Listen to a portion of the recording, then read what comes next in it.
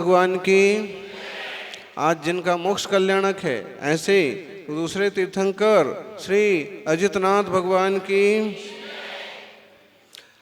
हजू पण तमारी आवाज में दम नहीं आओ।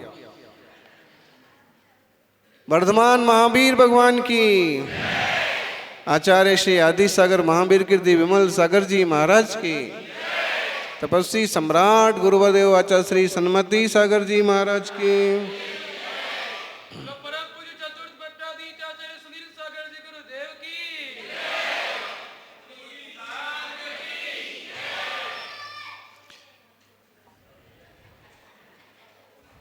भक्ति में शक्ति बढ़ी।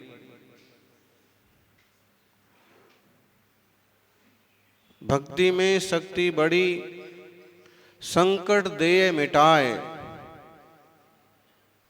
स्वर्ग सुखों की बात क्या, मोक्ष मार्ग प्रकटाए, मोक्ष सौख्य प्रकटाए। भगवान जिनेंद्र की भक्ति में बड़ी शक्ति है कि इससे संकट मिट जाते हैं और स्वर्ग सुख तो ठीक है, मोक्ष के सुख भी मिल जाते हैं। आचार्य वादिराज स्वामी का एक सुंदर स्तोत्र है, एक ही भाव स्तोत्र, और 15वें श्लोक में वो कहते हैं, आत्मज्योति निधिरनवधि दृष्टुरानंद हेतु कर्मक्षोणी पटल पिहितो यो नवाप्यः परेशाम हस्ते कुर्वन्त्यनतिचिरतस्तं भवद्भक्तिभाजाः स्तोत्रैर्बद्ध प्रकृतिपरशोद्दामधात्री खनित्रै। इसमें एक उदाहरण जोड़ा है।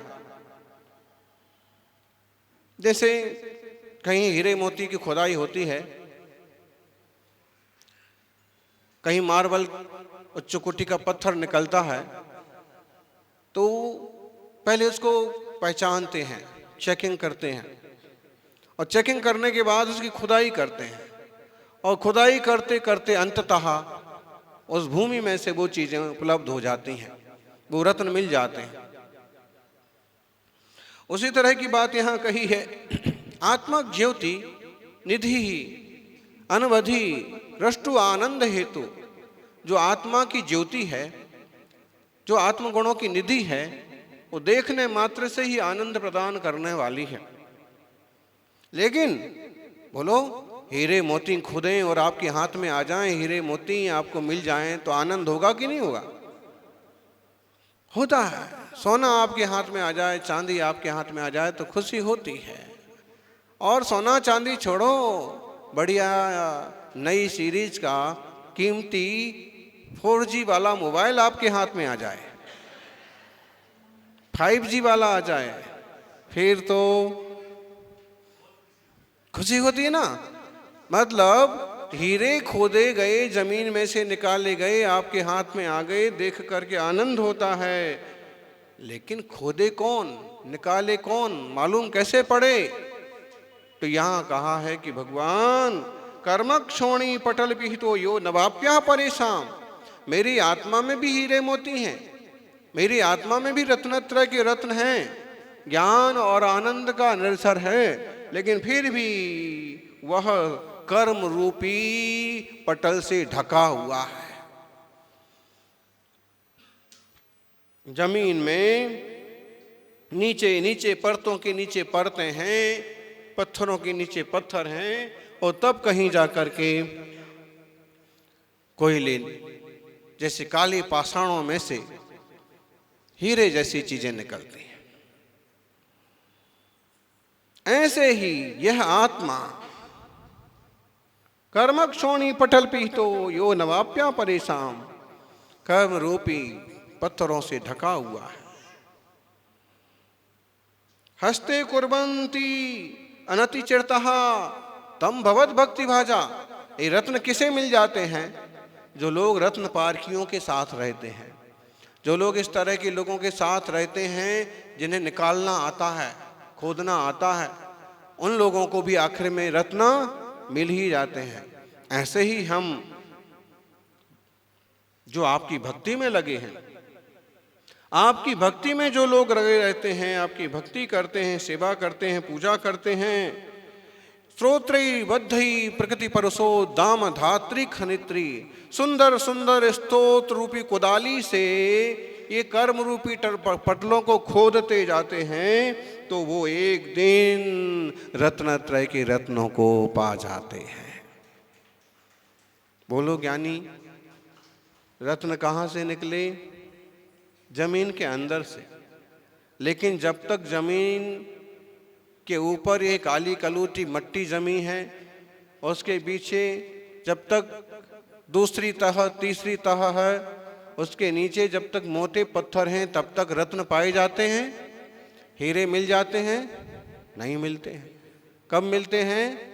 जब इसी को खोदते जाते हैं, खोदते जाते हैं, खोदते जाते हैं और साथ में खोजते जाते हैं।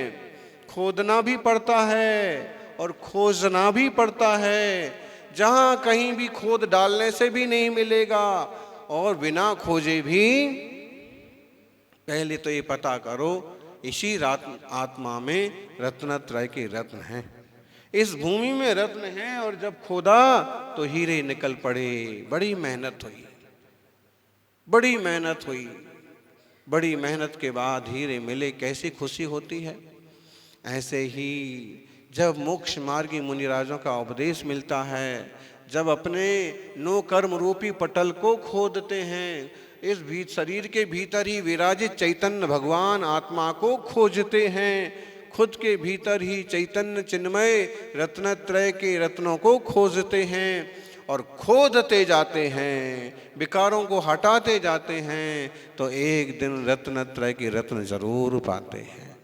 जैसे अजितनाथ भगवान ने पाए, ऋषभनाथ भगवान ने पाए और कल संभवनाथ भगवान का मोक्ष कल्याणक। सौभाग्यशालियों,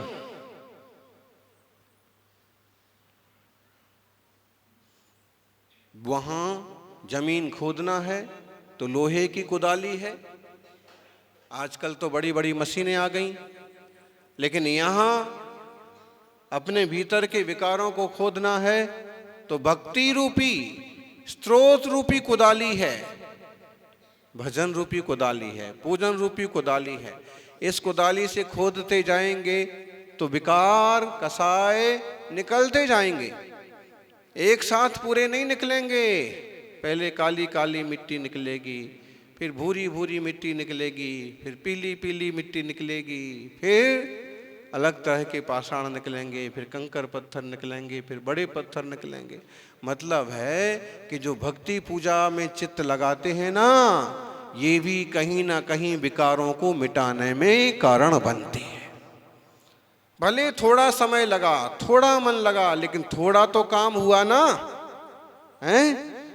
थोड़ा तो कचरा साफ हुआ, थोड़ा अनुभव आया कि दुनियादारी से हटके भी कुछ तो है। भोगियों की संगति में बैठते बैठते जब योगियों की संगति में आते हैं तो कुछ अलग सा मालूम पड़ता कि नहीं पड़ता? अहो ज्ञानी, आत्मा रूपी निधि कर्म, नो कर्म, सबसे पहले शरीर रूपी नो कर्मों का पटल लगा है, फिर 8 कर्मों का पटल लगा है, फिर राग द्वेष आदि भाव कर्मों का पटल चढ़ा हुआ है। ये सब मिटे तो फिर शुद्ध चैतन्य आत्मा का अनुभव हो।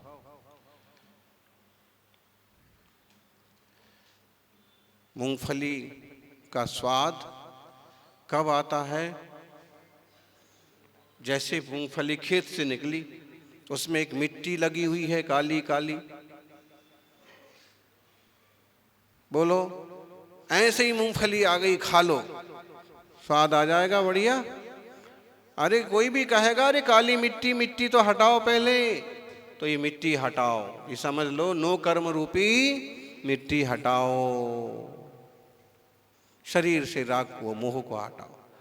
फिर अगर फिर मूंगफली खाने लग जाओगे तो स्वाद आएगा। फिर समझदार कहेगा ये मोटा वाला छिलका तो निकालो, मोटा वाला छिलका निकालो, मतलब ये 8 कर्मों का आवरण निकालो, फिर भी मूंगफली का स्वाद आएगा। फिर आएगा तो सही, लेकिन उसके ऊपर हल्का सा लाल लाल जो छिलका लगा है वो और हटाओ, राग का, द्वेष का, मोह का, विकार का। और फिर जब साफ सुथरी मूंगफली सफेद सफेद हो जाएगी ना, फिर खाओगे तो मजो आवी जैसे।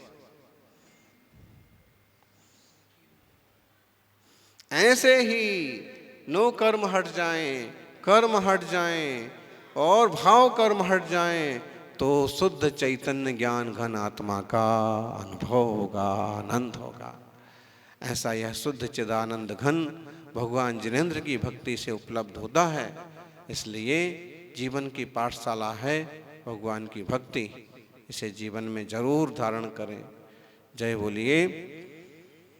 तभी तीर्थंकर भगवान की अथ